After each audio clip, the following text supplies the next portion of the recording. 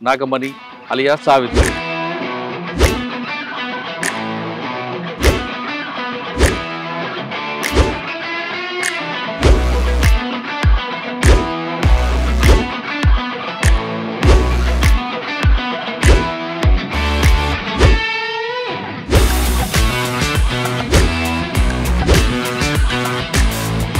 అసలు ఎందుకు పార్టీలోకి వెళ్ళారు, ఎందుకు బయటకు వచ్చారు? మాది మధ్యతరగతి కుటుంబము, అమ్మ నాన్నకి ఇద్దరు అమ్మాయిలు.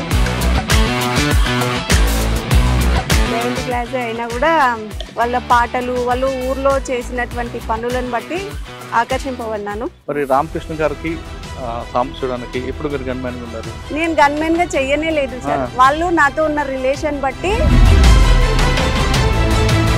ఇద్దరితో పనిచేస్తున్నప్పుడు ఏం నేర్చుకున్నారు? సాంబశివుడు అయితే చాలా మంచి మనిషి. అసలుకి ఆయనను లాస్ట్ మూమెంట్ లో కూడా చూడలేకపోయినాము. రామకృష్ణ గారు అయితే ఇంకా ఆయన అన్నం తినిపించడం కూడా చేసినాడు ఆఖరికి. కదమ్మా, 2 సంవత్సరాలు ఉండి మరి ఎందుకు బయటకు వచ్చావు? Health issue. అమ్మ వాళ్ళని చూసి ఆ సెంటిమెంట్కి లోపలికి వెళ్ళలేకపోయినాను. బయటకు వచ్చిన మాజీ నక్సలైట్లు అందరూ బాగా సంపాదిస్తారు, డంపుల్లో డబ్బులు తీసుకొచ్చారని ఒక ప్రచారం ఉండేది. ఎవరు తీసుకురాలేదు సార్. తీసుకొస్తే ఇప్పుడు ఎంతో మంది నక్సలైట్లు డ్రైవర్లుగా, హోంగార్డ్స్గా పొలాలు దున్నుకుంటూ కూలీ పని చేసుకుంటూ, ఎవరి వరకే ఎందుకు నా వరకే చూసుకోండి సార్. నేను అంత పెద్ద లీడర్స్తో ఉన్నా నేను రూపాయి తెచ్చుకోలేదు. అందరికి ఇల్లులు వచ్చినాయి, ఫ్లాట్లు వచ్చినాయి, అన్నీ వచ్చినాయి. నాకు మాత్రం ఏం రాలేదు సార్ గవర్నమెంట్. మరి ఎలా జీవితం గడుస్తుంది? ఇప్పుడు నేను మా అమ్మ నాన్న చనిపోయిన తర్వాత కర్నూలులో మా మేనత్త వాళ్ళు తీసుకొచ్చుకున్నారు. జాబ్ చేసే టైంలో మా హస్బెండ్ పరిచయం అయినారు.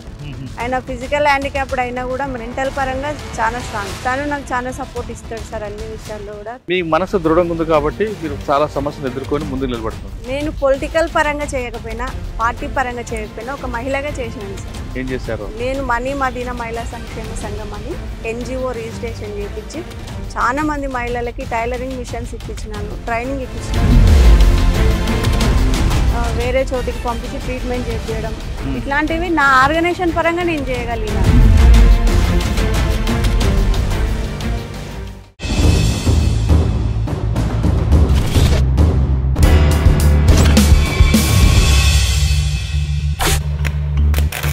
Welcome to crime confessions.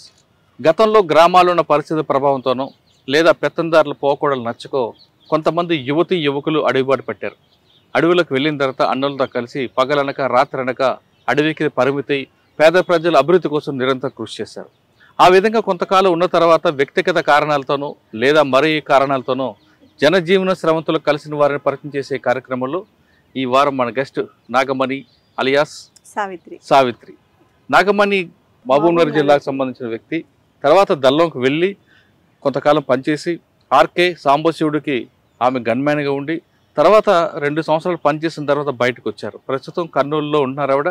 అసలు ఎందుకు పార్టీలోకి వెళ్ళారు, ఎందుకు బయటకు వచ్చారు విషయాన్ని ఆమె తెలుసుకున్నాం. అక్క నమస్తే. నాగమణి అలియాస్ సావిత్రి.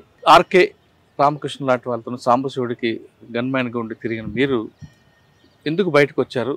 చర్చల టైంలో ఎందుకు లోపలికి వెళ్ళారు? వెళ్ళిన తర్వాత వాళ్ళిద్దరికి పెద్ద క్యాడర్కి గన్మ్యాన్గా ఉన్న తర్వాత వాళ్ళ దగ్గర ఏం తెచ్చుకున్నారు? మీరు పార్టీలకు వెళ్ళిన తర్వాత ప్రజలకి ఏం సహాయం చేశారు? ఈ ప్రశ్న సమాధానం చెప్పే ముందు నాగమణి అలియాస్ సావిత్రి యొక్క కుటుంబ నేపథ్యం. మాది మధ్యతరగతి కుటుంబము, ఇద్దరమే అమ్మ నాన్నకి ఇద్దరు అమ్మాయిలు. మా అక్క నాకంటే చాలా పెద్దది వయసులో, 10 years. నేను ఒక్కదాన్నే ఉండేదాన్ని, అక్క లేదు అప్పట్లో. నాకు ఎట్లా పరిచయం అంటే మా ఫ్రెండ్ వాళ్ళ పిన్ని ఉంది కదా, నేను స్కూల్కి వెళ్తున్న టైంలో అప్పుడు చర్చలు జరిగినాయి. అయితే 2005లో ఆ టైంలో చర్చలు 4 సార్. నేను వెళ్ళింది కూడా అప్పుడే. ఆ టైంలో ఎంత నేను 7th క్లాసే అయినా కూడా వాళ్ళ పాటలు, వాళ్ళు ఊర్లో చేసినటువంటి పనులను బట్టి ఆకర్షింపబడినాను. ఏ ఊర్లో ఉండేవారు అప్పుడు? అంబడిపల్లి విలేజ్, లింగాల మండలం, మహబూబ్నగర్ జిల్లా. ఇప్పుడు నాగర్ కర్నూలు డిస్ట్రిక్ట్ వస్తుంది అది. దానికి పాటలకని కాదు కానీ వాళ్ళు చేసిరు. కళ్ళు సీసాలు పగలగొట్టడము, ఊర్లో జనాలకి కొంతమందికి హెల్ప్ చేయడం అట్లాంటివి నేను స్వయంగా చూసిన తర్వాత మా కుటుంబము చాలా పెద్దది మా ఊర్లో పొలిటికల్గా. మా తాతగారు కాంగ్రెస్ పార్టీలో ఉన్నారు, సర్పంచ్ కూడా ఊర్లో. అయితే వాళ్ళలో వెళ్ళాలి, నేను వర్క్ చేయాలని ఫిక్స్ అయినా. అయితే వాళ్ళ పరిచయం ఎట్లా అనేది మనకు ఐడియా లేదు. ఒకరోజు వాళ్ళు నైట్ వచ్చి వెళ్ళిన తర్వాత మార్నింగ్ స్కూల్లో చర్చ జరుగుతుంది వాళ్ళ గురించి. మా ఫ్రెండ్ వాళ్ళ పిన్ని ఉండేది దానిలో. వాళ్ళు మా ఇంటికి వస్తారు అని అక్కడ విన్న తర్వాత ఆమెను పట్టుకున్నాను.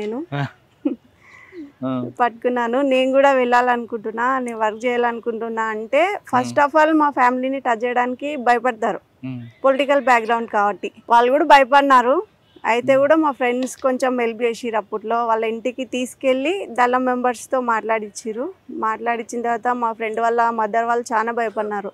మీ వాళ్ళు తలుచుకుంటే మమ్మల్ని ఊర్లో కూడా ఉండనియరమ్మా, ఇంకొకసారి రావద్దు మా ఇంటికి అని చెప్పిరు. మా ఇంట్లో కూడా తెలిసింది వాళ్ళ ఇంటికి పోయినట్టు. మా వాళ్ళు కూడా చాలా భయపడినారు, చెప్పినారు, ఏడ్చినారు. వాళ్ళ గురించి అసలు ఆలోచించొద్దు, ఫుడ్ ఉండదు, ఏముండదు, మన వాతావరణం వేరు, ఏమేమో చెప్పిరు. అయినప్పటికీ కూడా వినలే. నేను వాళ్ళతో పరిచయం పెట్టుకున్నాను. ఫస్ట్ పాంప్లెంట్లు ఇచ్చిరు స్కూల్లో, అక్కడ ఇక్కడ కొంచెం డిస్ట్రిబ్యూట్ చేసినాను. తర్వాత 1 వీక్ తర్వాత సడన్గా వచ్చిర్రు తీసుకెళ్ళడానికి. దళంలోకి వస్తావా, ఇక్కడే ఉండి వర్క్ చేస్తావా అని అడిగిరు. నేను పూర్తిగా వెళ్ళిపోతే లోపలికి వెళ్ళిపోవాలి, ఎవరికి కనపడకూడదు. ఇక్కడ ఉండి దొరికినా కూడా ఇబ్బంది కదా, స్టడీ కూడా ఆగిపోతుంది, ఇట్లా పేరెంట్స్కి కూడా ఇబ్బంది అవుతుంది అని చెప్పి వెళ్ళిపోవాలనుకున్నాను. అయితే వాళ్ళు ఆ రోజు వస్తారని తెలీదు. మామూలుగానే స్కూల్కి వెళ్ళిన ఇంటర్వెల్ టైం ఉంటుంది కదా, అప్పుడు మా స్కూల్ పక్కనే వేరే వాళ్ళ ఇంట్లో వాళ్ళు ఉన్నారు. మా ఫ్రెండ్స్ అక్కడికి చెప్పాలా వద్దా అని ఆలోచించి చెప్పినారు. వాళ్ళ ఇంట్లో ఉన్నారు, పిలుస్తున్నారు నిన్ను అని చెప్తే వెళ్ళిన. నేను వెళ్ళిన తర్వాత కలిసిండ్రు, మాట్లాడిరు. మాది క్యాస్ట్ కొంచెం పెద్ద, అయితే ఎస్సీ వాళ్ళ ఇంట్లోకి తీసుకుపోయారు. ఫస్ట్ నేను వాళ్ళలో సెట్ అవుతానా లేదా అని చూడడానికి తీసుకుపోయి వాటర్ ఇచ్చిర్రు. పర్లేదు తీసుకున్నాను. ఇంకా నుంచి అట్లనే తీసుకెళ్ళిరు. స్కూల్ యూనిఫామ్లోనే, అన్ని బుక్కులన్నీ స్కూల్లోనే పెట్టి యూనిఫామ్లోనే వెళ్ళిపోయినాను నేను. తర్వాత 2 రోజులు సర్చ్ చేసిర్రు మా వాళ్ళు. స్కూల్ యూనిఫామ్లోనే. ఎవరు బాధ్యులు ఇప్పుడు మీకు? అప్పుడు మా కమాండర్ వచ్చేసి సుగుణ అని లేడీనే, ప్రకాశం డిస్టిక్ వాళ్ళది. ఆమె అప్పుడు ఏదో హెల్త్ ప్రాబ్లం వల్ల బయటికి వెళ్ళి ఆ టైంలో వచ్చినారు. ఆమెనే తీసుకెళ్ళింది మమ్మల్ని. వెళ్ళడము దళంలో ఫస్ట్ లోకల్ దళంలో చేసినాము, తెలకపల్లి దళం అని. దానిలో చేసినాం. దానిలో 2 మెంబర్స్, మా కమాండర్, 3 ఉండేవాళ్ళు. ఏం లేదు సార్, దానిలో ఊర్లలో మీటింగ్స్ కండక్ట్ చేయడము, విప్లవం గురించి వాళ్ళకి అవగాహన కల్పించడం, భూ పోరాటాలు చేసినాము, కళ్ళు సారా ధ్వంసం చేయడము, కొంచెం లేని వాళ్ళకి భూములలో ఎర్ర జెండాలు వాతడము, ఇయ్యడము, అట్లాంటివి చేసినాము. కేసులు కూడా బాగానే అయినాయి అప్పట్లో. అయితే మైనర్ అయినందుకు ఇప్పుడైతే నా మీద ఏం లేవు. అప్పుడు నేను మైనర్ కదా, సరెండర్ అయినప్పుడు కూడా మైనర్నే. 2 సంవత్సరాలు చేసి బయట అతి తక్కువ కాలం 1 మంత్ 2 మంతే ఉన్నాను. అప్పటికి నేను బాగా ఫోకస్ అయినాను. చిన్న ఏజ్ లో వెళ్ళినా కాబట్టి కొంచెం రాలేదు సార్. నేను సరెండర్ అయ్యే రోజు వరకు వాళ్ళు గుర్తు రాలేదు నాకు బేసిక్ గా. అంటే పార్టీ వైపు, అందులో పార్టీలో మంచి కల్చరే ఉండేది అప్పట్లో. ఇప్పుడు బయట అయితే మీరు దాదాపు మోతలు ఇవే ఉంటాయి. ఇప్పుడు ఇబ్బంది పడినాం సార్, చాలా సార్లు పడినాము. ఒకసారి ఎన్కౌంటర్ టైంలో చాలా ఇబ్బంది పడినాము. నీళ్లు లేవు, ఫైరింగ్ జరుగుతూనే ఉంది. నా వెపన్ వచ్చేసి మధ్యలో స్ట్రక్ అయిపోయింది, క్లోజ్ అవ్వట్లేదు, అది బుల్లెట్ బయటికి రావట్లేదు, మధ్యలో స్ట్రక్ అయింది. ఆ వెపన్ పట్టుకొని సుమారు అంటే 10 కిలోమీటర్లు వెళ్ళిపోయినాము. నడవడానికి కూడా శక్తి లేదు. ఆర్కే నా పక్కనే ఉన్నారు.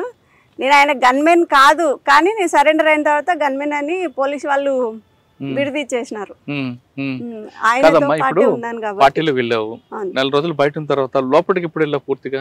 దళంలో నుంచి లోపలికి అడవిలోకి ఎప్పుడు వెళ్ళిపోయినాను అంటారు. అదే 2 months లోనే ఎన్కౌంటర్ అయింది సార్.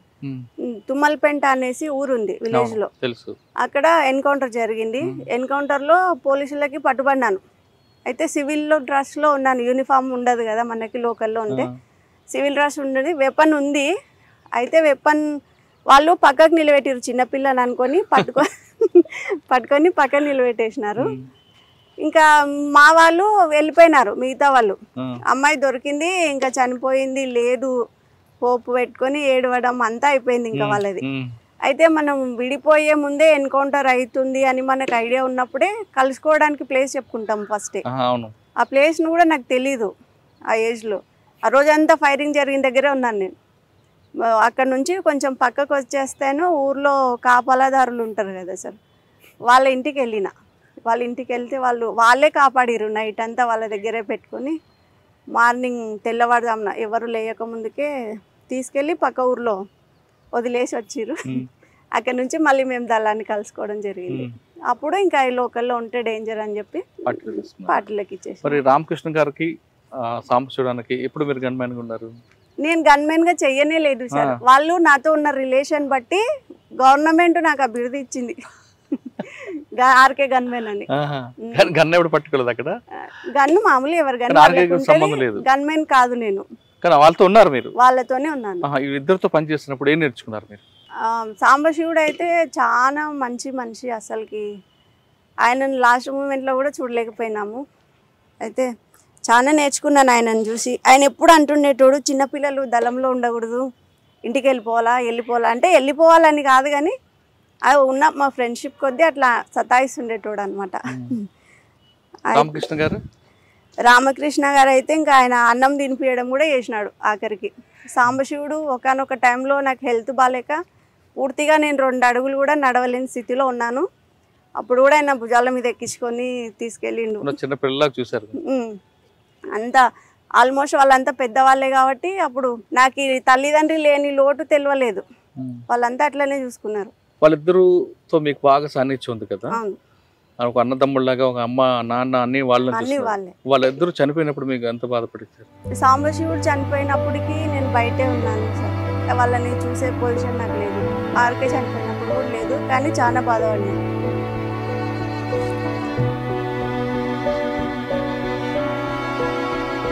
అంటే కుటుంబం వాళ్ళని చూసుకున్నారు 2 సంవత్సరాలు.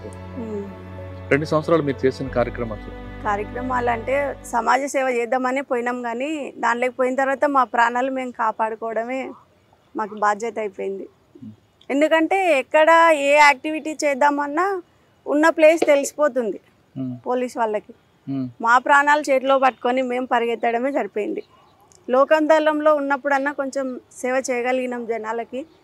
పూర్తిగా లోపలికి పోయిన తర్వాత మమ్మల్ని మేము కాపాడుకోవడం దానికే సరిపోయింది. ఇంకా చర్చల టైం సమయంలో పార్టీ పుంజుకుందా, పార్టీకి నష్టం జరిగిందా? పార్టీకి నష్టం జరగలేదు సార్.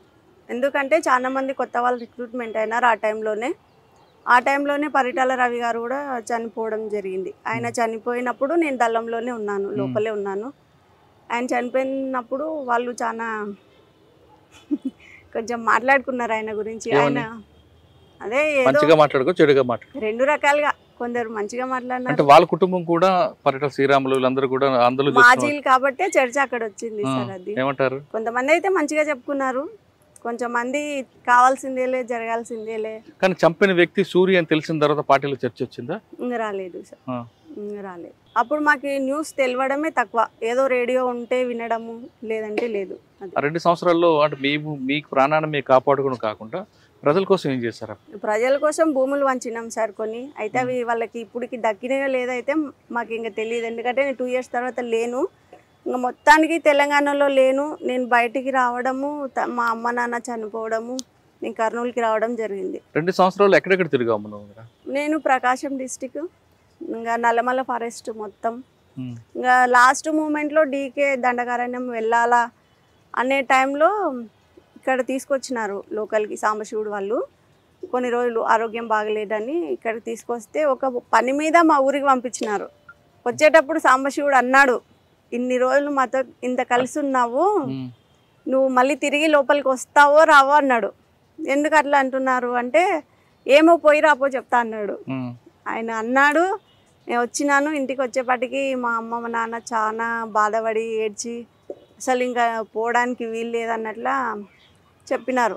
అయినా కూడా నైట్ అంతా వేరే ఇంట్లో స్టే చేసినాం ఊర్లోనే. ఇక తిరిగా వచ్చేటప్పుడు వాళ్ళని వదిలి రాలేకపోయినాను. మా అమ్మ మా నాన్న కోసం నేను బయట ఉండిపోయినాను, వాళ్ళు నన్ను వదిలిపోయారు. పార్టీలు మీకు చేసినప్పుడు మీకు బాగా గుర్తుండిపోయిన సంఘటన చెప్పండి. ఎన్కౌంటర్లు కానీ లేదా మీరు చేసిన దాడులు కానీ. ఎన్కౌంటర్ అంటే నా వెపన్ ఫెయిల్ అవ్వడమే పెద్ద హిస్టరీ సార్. అది ఆర్కే నా కోసం చాలా ప్రయాసపడినాడు. ఆయన బాటిల్లో నీళ్ళు మొత్తం నేనే, ఆయనకు అసలు ఏమో ఒక చుక్క నీళ్ళు కూడా లేవు, గ్లూకోన్ డి కలుపుకుంటూ తాపించుకుంటూ తీసుకుపోయినాడు ఆయన్నే. ఆ ఎన్కౌంటర్ మొత్తంలో ఒక 2 రోజులు చాలా కష్టపడినాం. ఆ ఎన్కౌంటర్ వలన చాలా మంది మిత్రులను కోల్పోయినాము, చాలాసార్లు ఏడ్చినాము. మేము కూడా ఏదో ఒక రోజు పోయే వాళ్ళమే అనుకున్నాం, కానీ మళ్ళీ తిరిగి బయటికి వస్తాను నేను ఎక్స్పెక్ట్ చేయలేదు, కానీ వచ్చిన. కానీ వాళ్ళు చేసిన దాడుల్లో మీరు ఎక్కడ పాల్గొన్నారు? పాల్గొన్నాం. ఎక్కడ? ఒక పర్సన్ని పట్టుకున్నాము, అంటే ఇంటికి వెళ్ళి డైరెక్ట్గా ఊరికి వెళ్ళి కోవర్ట్ తను. మేము ఎప్పుడు వచ్చినా కూడా పోలీసులకు ఇన్ఫర్మేషన్ ఇస్తూ పట్టిస్తూ ఉండే. అట్లాంటి పర్సన్ని పట్టుకున్నాము, ఊరి బయట కట్టేసి కొంచెం కొట్టడం అట్లా జరిగింది. దానిలో నేను పాల్గొన్నాను. ఇంకొకటి వచ్చేసి మాలోనే కోవట్లు ఉంటారు కదా సార్, మాలో ఒక పర్సన్ ఉండే కృష్ణ అని, ఆదివాసీ అబ్బాయి. ఆ అబ్బాయి కోవట్టుగా మారినాడు, లోపలే ఉండి మా వాళ్ళని చంపడానికి ట్రై చేసినాడు. అట్లాంటప్పుడు ఆయనను పట్టుకున్నాము, ఇంకా కొట్టినాం లేని సార్, చాలా నిన్న కడిగి కొట్టిన తర్వాత ఆయన తప్పించుకుపోయినాడు, దొరకలే మాకు. నువ్వు ఇద్దరు నాయకుల పని చేస్తావు, ఆర్కే గానీ సాంబశివుడు గానీ. శాఖమూరు అప్పారావు గారి దగ్గర చేసావు, రామకృష్ణ గారి దగ్గర చేసావు, సాంబశివుడు దగ్గర. ఇంత పెద్ద క్యాడర్లో పనిచేసినప్పుడు ఏం నేర్చుకున్నావు? క్రమశిక్షణ నేర్చుకున్నావా? ఏం నేర్చుకున్నావు? ఎందుకంటే వాళ్ళు ముగ్గురు కూడా అంటే మనం ఏ పొజిషన్ లో ఉన్నా గర్వపడకూడదు అనేది వాళ్ళ నుంచే నేర్చుకున్నాం. ఒకరి గురించి చెప్పమ్మా. శాఖమూరు అప్పారావు గారి నేర్చుకున్నావు? ఆయన దగ్గర నుంచి మంచి స్మైలింగ్, ఎప్పుడు ప్రశాంతంగా ఉంటాడు. ఎంత పెద్ద సమస్య వచ్చినా భయపడ్డు, ఏదో ఆలోచించి పరిష్కారం చేద్దాంలే. ఇప్పుడు ఆయన నుంచి ఇప్పుడు నేను కూడా అట్లనే సమాజంలో కొనసాగుతున్నాను. ఎన్ని సమస్యలు వచ్చినా సరే, అది అక్కడి నుంచి వచ్చినదే. ఇంకా ఆర్కే నుంచి అయితే చాలా అంటే చాలా నేర్చుకోవాల్సి వచ్చింది సార్. ఆయన చదువు చాలా పెద్దది, చాలా పెద్ద కుటుంబంలో పుట్టినాడు. అంత చదువు ఉన్నప్పటికీ ఆయన సమాజాన్ని వదిలి అడవి బాట పట్టుకున్నాడు. ఆయన ఎప్పుడు బుక్కులే చదువుతుండే, వేరే పని ఏం చేసేలేకుండే. నాకు నా నైట్ సెంట్రీ వేస్తే నా సెంట్రీ అయిపోయేంత వరకు ఆయన మేల్కొని ఉండాల. నేను అట్లయితేనే డ్యూటీ చేస్తా, లేకపోతే చేయకుంటుంటే ఎందుకు ఎవరైనా వస్తారేమో అని మళ్ళీ భయం కదా, చిన్నపిల్లని కదా. ఫస్ట్ సెంట్రీ నాకే వేస్తుండ్రి. ఎవరిని సైలెంట్ ఉండాలా, పండుకోవాలా, అరసొద్దు అనుకుంటే బాగానే చెప్తుంటే ఆయనను మాత్రం పండుకొనికుంటుంది. నా డ్యూటీ అయిపోయినాక నువ్వు పండుకుందు అంటే అట్లనే బుక్కులు చదువుకుంటూ కూర్చుంటుండే.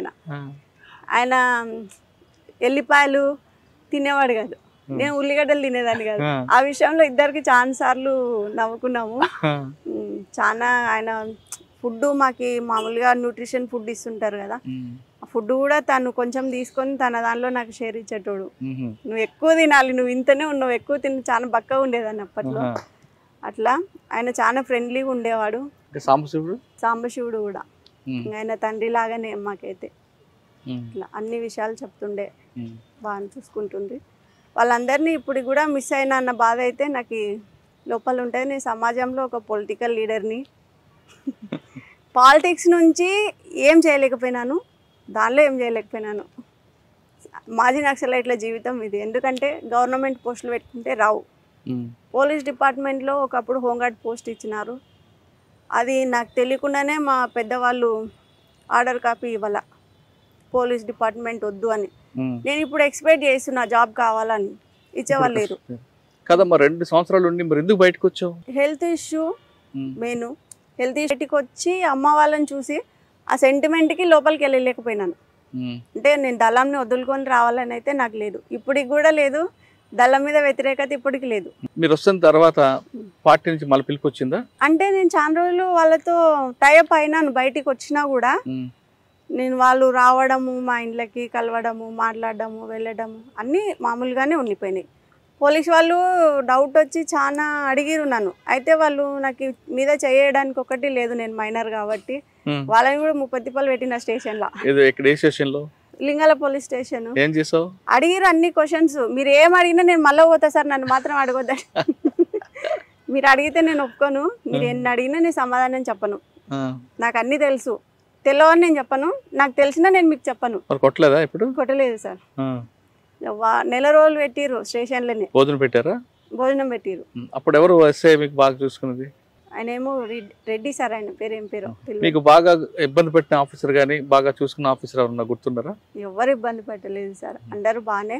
బాలు నాయక్ ఎస్ఐ అని బల్మూర్ స్టేషన్లో చేస్తుండే ఆయన. మేము దళంలో ఎక్సర్సైజ్ చేయడము, ప్రాక్టీస్ చేయడము వీడియో ఆయన దగ్గర ఉన్నింది. ఆయన మా వాళ్ళని తీసుకొచ్చి చూపించిండు స్టేషన్లో కూర్చోబెట్టి, మీ అమ్మాయికి రాళ్ళని చెప్పిర్రు, ఏం తెలియదని చెప్పిర్రు. అసలు ఆమెకు భూమి మీద నూకలు ఉన్నాయి కాబట్టి ఉన్నది, లేకపోతే ఉండే మంచి కాదు, ఏజ్ తక్కువ ఉంది కాబట్టి ఏం చేయలేకుంటున్నాము, చూడండి ఆమె యాక్టివిటీస్ అని ప్రొజెక్టర్లో అది టీవీలో పెట్టి చూపించినారు. మా వాళ్ళే నోరు ముక్కున్నారు ఇట్లా. అంటే మేము గన్స్ తో చేయడము అవన్నీ మా దగ్గర లేదు సార్. అప్పుడు స్టేషన్ లో కూడా మాకేమి ఇలా చూపించిర్రు, మా వాళ్ళే నమ్మలా. అది ఇప్పుడు కూడా మర్చిపోను సార్ ఆ సంఘటన. గురునాయక్ సార్ ఎస్ఐ అప్పట్లో మేము సరెండర్ అయినప్పుడు.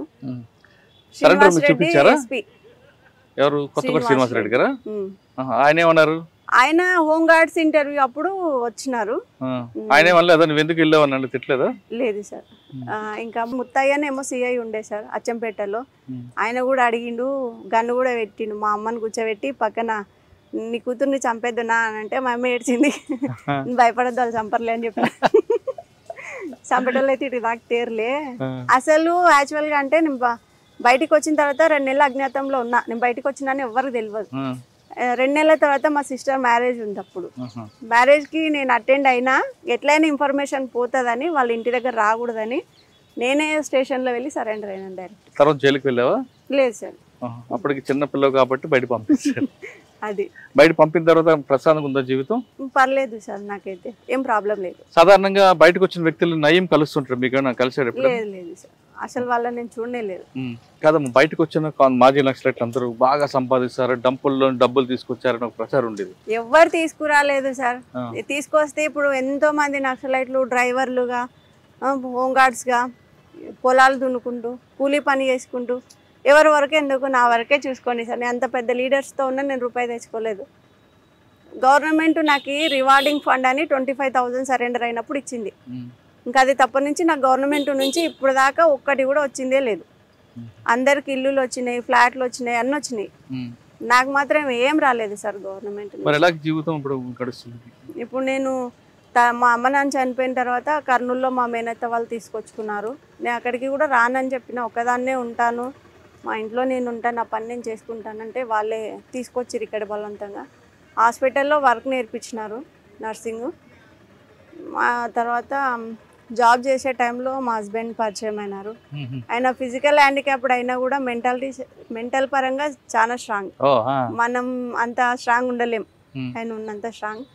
తను నాకు చాలా సపోర్ట్ ఇస్తాడు సార్ అన్ని విషయాల్లో కూడా. తల్లిదండ్రులు లేకపోయినా వీళ్ళ ఇంటికి వచ్చిన తర్వాత ఆ ఫీలింగ్ లేదు నాకు, అమ్మ నాన్న లేరు అన్న ఫీలింగ్ లేదు. అన్నీ తనే చూసుకుంటాడు. సాధారణంగా మీరు గట్టిగా నిలబడ్డారు, మీకు దొరికిన హస్బెండ్ కూడా గట్టిగా శారీరకంగా వీక్ అయినా మానసికంగా దృఢమైన వ్యక్తి కాబట్టి మీకు కాపురం సజా జరుగుతుంది. మీరు చాలా కష్టాలు చూస్తారు, ఎందుకు చెప్తున్నారు? మీరు పార్టీలో జిల్లారుగా నేను చేయలేపారు, పొలిటికల్గా వచ్చారు నేను చేయలేపారు. మీ మనసు దృఢంగా ఉంది కాబట్టి మీరు చాలా సమస్యలు ఎదుర్కొని ముందుకు నిలబడుతున్నారు. నేను పొలిటికల్ పరంగా చేయకపోయినా, పార్టీ పరంగా చేయకపోయినా ఒక మహిళగా చేసినాను సార్. ఏం చేశారు? నేను మనీ మదీనా మహిళా సంక్షేమ సంఘం అని NGO రిజిస్ట్రేషన్ చేయించి చాలా మంది మహిళలకి టైలరింగ్ మిషన్స్ ఇప్పించినాను, ట్రైనింగ్ ఇప్పించినాను, కంప్యూటర్ కోర్స్ ఇప్పించినాను, దాని నుంచి లోన్స్ ఇప్పించినాను. ఆరోగ్యం బాలేక పెరాలసిస్ వచ్చిన వాళ్ళకి మన ఆర్గనైజేషన్ తరఫు నుంచి వేరే చోటికి పంపించి ట్రీట్మెంట్ చేపించడం, ఇట్లాంటివి నా ఆర్గనైజేషన్ పరంగా నేను చేయగలిగినాను. పార్టీ తరఫున కానీ పొలిటికల్ గా చేయలేకపోయారు, కానీ మీ వ్యక్తిగతంగా చేయగలిగినాను. సరే, ఫైనల్ గా చెప్పు. చాలా మంది అమ్మాయిలు కానీ పెళ్ళైన వాళ్ళు కానీ ఏదో చిన్న చిన్న సమస్యకి ఏదో కష్టం అంతా నెత్తి మీద పడినట్లు భావించి పిల్లలు అనాథలు చేసి చనిపోతుంటారు, ఆత్మహత్య చేసుకోవాలి. మరికొంతమంది అమ్మాయిలు అయితే చిన్న చిన్న ఇష్యూలు బాధలకే భరించలేమంటూ ఆ తల్లిదండ్రులకి మానసిక క్షోభ గురించి వాళ్ళు ఆత్మహత్యలు చేసుకుంటారు. ఆ విధంగా ఆత్మహత్యలు చేసుకున్న వారికంటే ఇప్పుడేం చేయలేం, చేసుకోబోతున్న వాళ్ళకి కానీ లేదా ఇటువంటి సమస్యలు ఎదుర్కొన్న మహిళలకు కానీ మీరు ఇచ్చే సమాధానం ఏంటి? అంటే ఇప్పుడు సమాజం ఉన్నదే అట్లా ఉంది సార్. మహిళలు తప్పు చేయకపోయినా వాళ్ళు తప్పు చేస్తున్నట్టనే చూస్తున్నారు.